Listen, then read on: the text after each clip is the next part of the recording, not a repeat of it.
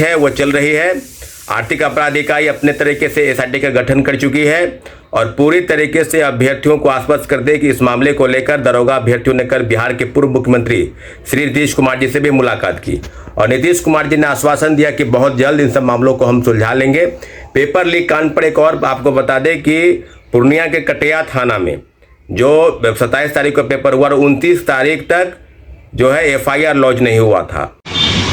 नमस्कार, आप देख रहे हैं एक न्यूज़ 24। मैं मनीष आपके साथ। हम आपको बताते चले कि कुछ ही दिन पहले बिहार दरोगा मेंस की एग्ज़ाम हुई थी और एग्ज़ाम के हॉल से निकलते ही अभ्यर्थी पेपर लीक का मामला उठाते हैं। कहते हैं कि पेपर लीक हुआ था, इसको लेकर के जांच करने का मांग करते हैं। आयोग के पास जाते हैं और कहते हैं कि इसे जांच किया जाए, एसआईटी टीम की गठन किया जाए।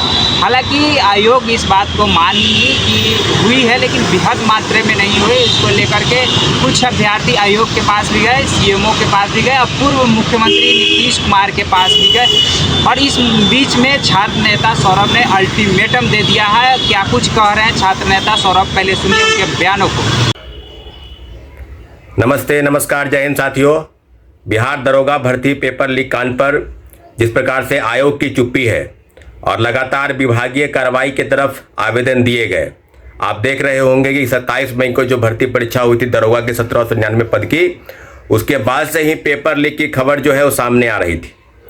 आप देख रहे हैं कि गया के जो रामपुर थाना है, कांड संख्या उसकी जो प्रति है, उसकी जो जांच है वो चल रही है। आर्थिक अपराध इकाई अपने तरीके से एसआईटी का गठन कर चुकी है और पूरी तरीके से अभ्यर्थियों को आश्वस्त कर दे कि इस मामले को लेकर दरोगा अभ्यर्थियों ने कल बिहार के पूर्व मुख्यमंत्री श्री नीतीश कुमार जी से भी मुलाकात की और नीतीश कुमार जी ने आश्वासन दिया कि बहुत जल्द इन सब मामलों को हम सुलझा लेंगे।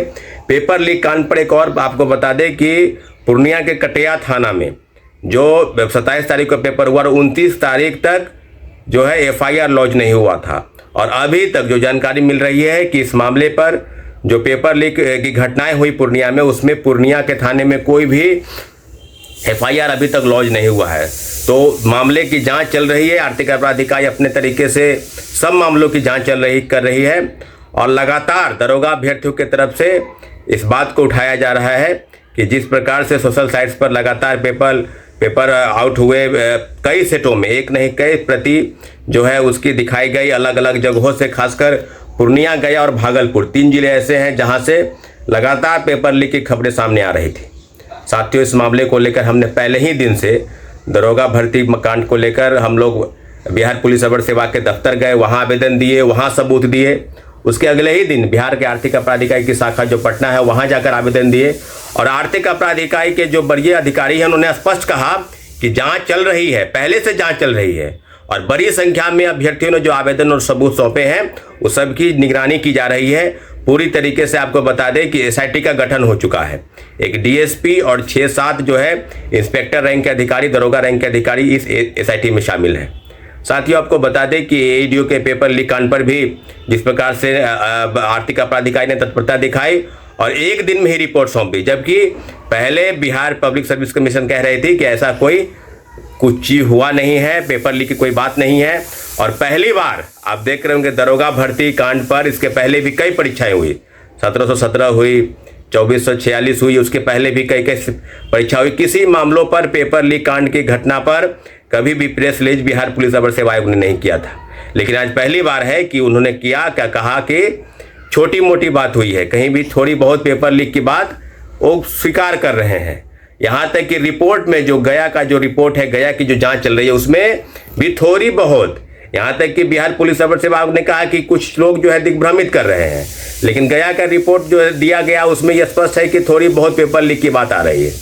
तो थोड़ी बहुत हो या बहुत हो, सबका मामला एक है। अगर पेपर लीक हुआ है, परीक्षा की शुचिता भंग हुई है, तो निश्चित रूप से बिहार पुलिस अवर सेवा आयोग की दरोगा भर्ती जो मुख्य परीक्षा आयोजित हुई उसको रद्द करना होगा। इस मामले को लेकर कल एक बड़ी संख्या में अभ्यर्थियों का आंदोलन तय है। आपको बता दें कि बिहार पुलिस अवर सेवा आयोग के पेपर लीक कांड पर चुप्पी और लगातार गहराए संकट पर आपको बता दें कि कल गांधी मैदान में सुबह 10 बजे जितने भी दरोगा के अभ्यर्थी हैं सुबह 10 बजे जमा हो जाएंगे और एक बार फिर से पुनः 2 दिन पहले जैसे ही हम लोग गांधी मैदान में जमा बड़ी संख्या में अभ्यर्थी जमा हुए थे, उनको धीरे धीरे करते कारगिल चौक तक आए और पूरे नारेबाजी के साथ कि पेपर लीक कांड पर सरकार चुप्पी तोड़े, बिहार पुलिस अवर सेवा आयोग चुप्पी तोड़े और जो घटनाक्रम हुई है उस घटनाक्रम की पूरी जानकारी जो है सरकार तक पहुंच गई है।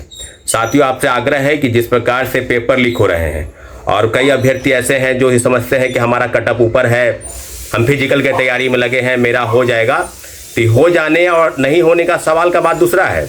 ये पेपर लीक हुआ है, परीक्षा की शुचिता भंग हुई है, इस मामले पर आर्थिक अपराध इकाई की जो जांच चल रही है उस जांच पर सरकार को दिए प्रतिवेदन और बिहार पुलिस अवर सेवा आयोग की चुप्पी और प्रेस रिलीज पर बात बिल्कुल स्पष्ट हो गई है कि दाल में कुछ काला है। जो खेल चल रहा है पूर्णिया, गया और भागलपुर में, उसकी रिपोर्ट के आधार पर ही एसआईटी का जो गठन हुआ और एसआईटी बिल्कुल सही दिशा में जांच कर रही है।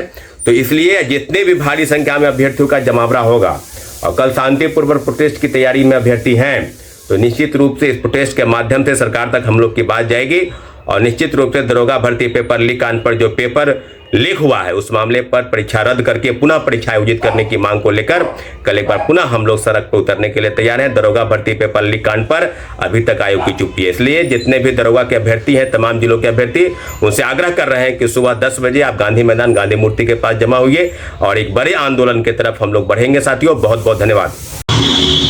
जी हाँ, आपने सुना, उन्होंने कहा कि 24 घंटे के अंदर इस पर कोई निष्कर्ष नहीं निकल कर आई।